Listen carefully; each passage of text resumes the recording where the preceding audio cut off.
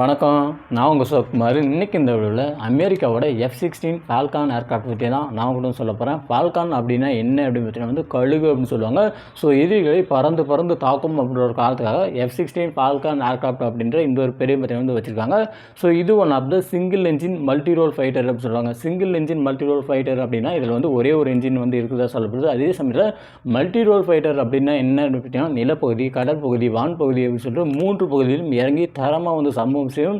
So இந்த ஒரு காலத்துக்காக இதுக்கு வந்து மல்டி ரோல் ஃபைட்டர் அப்படின்ற இந்த ஒரு பெரிய பத்திரம் வந்து வச்சுருக்காங்க. அண்ட் இது one of the all weather multi role fighter சொல்கிறாங்க. ஆல் வெதர் அப்படின்னா என்னென்னு பார்த்தீங்கன்னா இந்த மாதிரி மழை காலம் இருந்தாலும் சரி, வெயில் காலம் இருந்தாலும் சரி, பனிக்காலமாக இருந்தாலும் சரி, இல்லை நைட்டாக இருந்தாலும் சரி, பகலாக இருந்தாலும் சரி, ஸோ எந்த நேரமாக இருந்தாலும் சரி இதை வந்து நம்ம வந்து சீக்வன்ஸாக வந்து பயன்படுத்த முடியும். ஸோ அந்த ஒரு காலத்துக்காக பார்த்தீங்கன்னா இதுக்கு all weather multi role fighter அப்படின்னு சொல்லப்படக்கூடிய இந்த ஒரு பெரிய வந்து வச்சுருக்காங்க.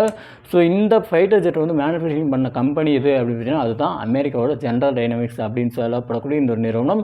ஸோ இந்த ஒரு நிறுவனம் பார்த்தீங்கன்னா 1974 1993 அப்படின்னு சொல்லப்படக்கூடிய இந்த ஒரு காலகட்டம் வரைக்கும் பார்த்தீங்கன்னா வந்து இவங்க வந்து மேனுஃபேக்சரிங் பண்ணியிருந்தாங்க.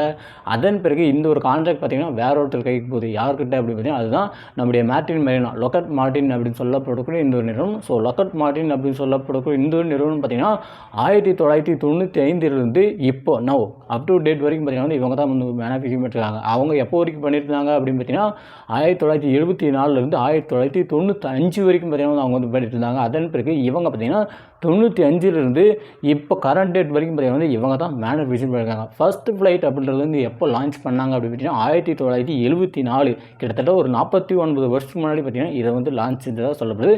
சரி வாங்க நம்ம F19 ஃபால்கான் அப்படின்னு சொல்லப்படக்கூடிய இந்த ஏர்க்ராஃப்டோட இமேஜ் வந்து காமிச்சிடலாம். ஸோ இதுதான் பார்த்தீங்கன்னா வந்து அமெரிக்காவோட F19 ஃபால்கான் அப்படின்னு சொல்லப்படக்கூடிய இந்த ஒரு ஏர்க்ராஃப்ட். ஸோ இதோட ஸ்பெசிஃபிகேஷன்ஸ் அப்படின்னு பார்க்கும்போது ஃபஸ்ட்டு இதோட நீளத்தை வந்து பார்த்தலாம். இதோட டோட்டல் லென்த் அப்படின்னு பார்த்தீங்கன்னா 15.06 மீட்டர் அப்படின்னு சொல்லப்படக்கூடிய இந்த ஒரு நீளத்தில் பார்த்தீங்கன்னா இதை வந்து டிசைன் பண்ணியிருக்காங்க. இதோட விங் ஸ்பேன் நீளம் அப்படின்னு பார்க்கும்போது ஸோ டாப்பில் வந்து பார்த்தீங்கன்னா உங்களுக்கு வந்து ஒரு சில இமேஜஸும் தெரியும். ஸோ இங்கே பார்த்தீங்கன்னா உங்களுக்கு வந்து தெளிவாக தெரியும். ஸோ இந்த விங் ஸ்பேன் இங்கே இறக்கை எவ்வளோ அமைப்பிக்கலாம். ஸோ இந்த விங் ஸ்பேனோட நீளம் அப்படின்னு பார்க்கும்போது 9.56 மீட்டர் அப்படின்னு சொல்லப்படக்கூடிய இந்த ஒரு நீளத்தில் பார்த்தீங்கன்னா இதை வந்து டிசைன் பண்ணிருக்காங்க. இதோட டோட்டல் உயரம் அப்படின்னு பார்க்கும்போது கிட்டத்தட்ட ஒரு 5 மீட்டர் அப்படின்னு சொல்லலாம். 4.9 மீட்டர் அப்படின்னு சொல்லப்படக்கூடிய இந்த ஒரு நீளத்தில் பார்த்தீங்கன்னா இதையும் வந்து டிசைன் பண்ணி வச்சுருக்காங்க.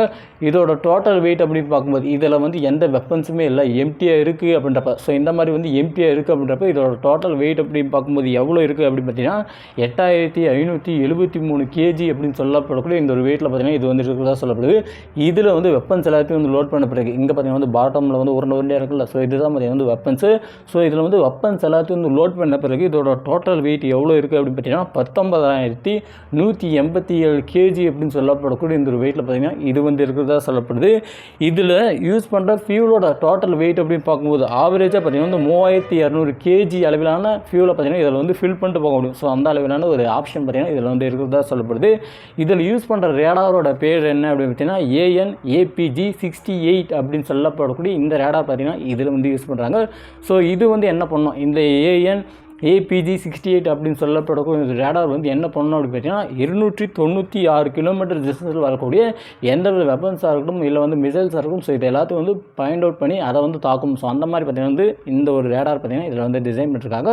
ஸோ இதில் இருக்கக்கூடிய இன்ஜினோட நேம் என்னன்னு பார்த்தீங்கன்னா ஜென்ரல் எலக்ட்ரிக் அப்படின்னு சொல்லப்படக்கூடிய இந்த ஒரு நிறுவனம் தான் பார்த்தீங்கன்னா F110G129 அப்படின்னு சொல்லப்படக்கூடிய இந்த ஒரு இன்ஜினை வந்து ஃபிக்ஸ் பண்ணி ஸோ கிட்டத்தட்ட ஒரு 50 ஏர்க்ராஃப்ட் வந்து டிசைன் பண்ணாங்க. ஸோ அதை மாதிரி வந்து ஸ்டார்டிங்கில் வந்து பயன்படுத்துகிறாங்க.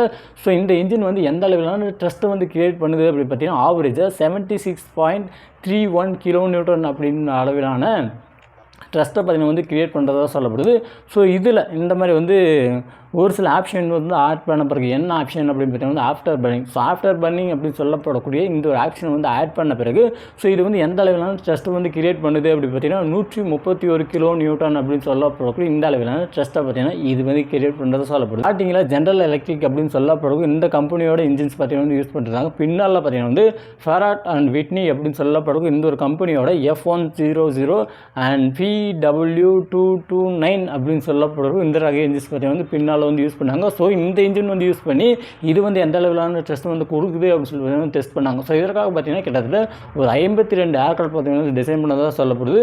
இந்த இன்ஜின் வந்து எந்த அளவிலான ட்ரஸ்ட் வந்து கிரியேட் பண்ணுது அப்படின்னு பார்த்தீங்கன்னா இந்த ஜென்ரல் எலக்ட்ரிக்கோட F110 G129 வந்து கம்பேர் பண்ணுவது அதை விட அதிக அளவிலான ட்ரஸ்ட்டை பார்த்தீங்கன்னா இது வந்து கிரியேட் பண்ணுறதாக சொல்லப்படுது. ஸோ அது பார்த்தீங்கன்னா 76.31 கிலோ நியூட்டன் அளவிலான ட்ரஸ்ட்டை பார்த்தீங்கன்னா கிரியேட் பண்ணுது. ஆனால் இது பார்த்தீங்கன்னா 79 கிலோ நியூட்டன் அப்படின்னு சொல்லப்படக்கூடிய இந்த அளவிலான இந்த ட்ரஸ்ட்டை பார்த்தீங்கன்னா வந்து கிரியேட் பண்ணுறதாக சொல்லப்படுது. இதுலேயும் இந்த ஆஃப்டர் பர்னிங் அப்படின்னு சொல்லப்படக்கூடிய இந்த ப்ராசஸ் வந்து ஆட் பண்ண பிறகு இது வந்து எந்த அளவிலான ட்ரஸ்ட்டை வந்து கிரியேட் பண்ணுது அப்படின்னு பார்த்தீங்கன்னா 129 கிலோ நியூட்டன் அப்படின்னு சொல்லப்படக்கூடிய இந்த அளவிலான ட்ரஸ்ட்டை பார்த்தீங்கன்னா கிரியேட் பண்ணுறதாக சொல்லப்படுது. அதில் ஆஃப்டர் பர்னிங் அப்படின்ட்டு அந்த ஒரு விஷயத்தை வந்து ஆட் பண்ண பிறகு அது பார்த்தீங்கன்னா 131 கொடுத்துச்சு. ஆனால் இது பார்த்தீங்கன்னா ரொம்பவே வந்து கம்மியாக கொடுக்குறதா சொல்லப்படுது. ஸோ ரெண்டில் வந்து எது பெஸ்ட்டு அப்படின்னு பார்த்தீங்கன்னா இன்றைக்கி வந்து ஜென்ரல் எலக்ட்ரிக்கோட அந்த இன்ஜின் தான் பார்த்தீங்கன்னா வந்து பெஸ்ட் அப்படின்னு சொல்லுவேன்.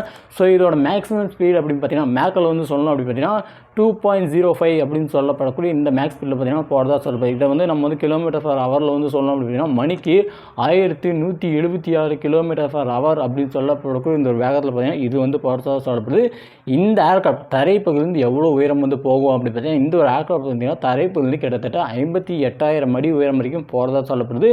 ஸோ இதில் இருக்கக்கூடிய ஜி லிமிட்ஸோட எண்ணிக்கை அப்படின்றது பார்த்தீங்கன்னா ஜி லிமிட்ஸ் அப்படின்னா என்னென்னு பார்த்தீங்கன்னா இங்கே இருக்குது பாருங்கள். ஸோ இந்த வெப்பன்ஸ் வந்து வச்சுருக்காங்க. ஸோ இந்த பார்ட்ஸுக்கு பேர் தான் பார்த்தீங்கன்னா வந்து ஜி லிமிட்ஸ் அப்படின்னு சொல்லுவாங்க. ஸோ இதில் வந்து எத்தனை ஜி லிமிட்ஸ் வந்து இருக்குது அப்படின்னு பார்த்தீங்கன்னா 1 2 3 4 5 6 7 8 மொத்தம் 9. மொத்தமாக பார்த்தீங்கன்னா வந்து இதில் வந்து 9 ஜி லிமிட்ஸ் பார்த்தீங்கன்னா வந்து இருக்கிறதா சொல்லப்படுது. ஸோ இருக்கக்கூடிய வெப்பன்ஸ் அப்படின்னு பார்க்கும்போது ஸோ இதில் பார்த்தீங்கன்னா வந்து இது one of the multi role fighter அப்படின்றதுனால இந்த மாதிரி வந்து தரைப்பகுதி, வான்பகுதி, கடற்பகுதி அப்படின்னு சொல்லிட்டு 3 பகுதியிலையும் ஃபைட் பண்ணுற மாதிரி பார்த்தீங்கன்னா இதில் வந்து மிசைல்ஸ் எல்லாத்தையும் வந்து செட் பண்ணிருக்காங்க. இந்த ஏர்க்ராஃப்டில் இருக்கக்கூடிய மிக முக்கியமான ஒரு கன் அப்படின்னா இதுதான் 1x20 mm M61A1 6 barrel rotary கேமோ அப்படின்னு சொல்லப்பட்டிருக்கும் இந்த ஒரு கன்னை பார்த்தீங்கன்னா வந்து யூஸ் பண்ணுறாங்க. இந்த கன்னோட ஸ்பெஷாலிட்டி என்ன அப்படின்னு பார்த்தீங்கன்னா நிமிஷத்துக்கு கிட்டத்தட்ட 511 குண்டை பார்த்தீங்கன்னா வந்து வெளியிட்டோம். ஸோ அந்த மாதிரி பார்த்தீங்கன்னா வேறு லெவல் பார்த்தீங்கன்னா இதை வந்து டிசைன் பண்ணுறாங்க. ஸோ இந்த ஒரு ஏர்க்ராஃப்ட் வந்து நம்மக்கிட்ட வந்து இருக்கா அப்படின்னு பார்த்தீங்கன்னா இல்லை, நம்மக்கிட்ட வந்து கிடையாது. ஸோ இதுக்கு போட்டியாக பார்த்தீங்கன்னா வந்து நிறைய ஏர்க்ராஃப்ட் பார்த்தீங்கன்னா நம்மக்கிட்டே வந்து இருக்குது. பட் இருந்தாலும் வந்து இது வந்து ஒரு எக்ஸ்பெக்டிங் தான், இது வந்தால் நல்லாயிருக்கும் அப்படி ஒரு எண்ணம் பார்த்தீங்கன்னா எனக்குள்ளே வந்து இருக்குது. ஸோ இந்த வீடியோ தான் மறக்காம சேனலை சப்ஸ்கிரைப் பண்ணி கொடுக்கக்கூடிய பெல் ஐக்கான் சொன்னால் என்னால் முடிஞ்ச வரைக்கும் ஓரளவுக்கு வந்து கவர் பண்ணால் திக்குனாலும் தினாலும் நான் வந்து ஓரளவுக்கு வந்து டீட்டெயில்ஸ் கொடுத்துட்டு தான் இருக்கேன்.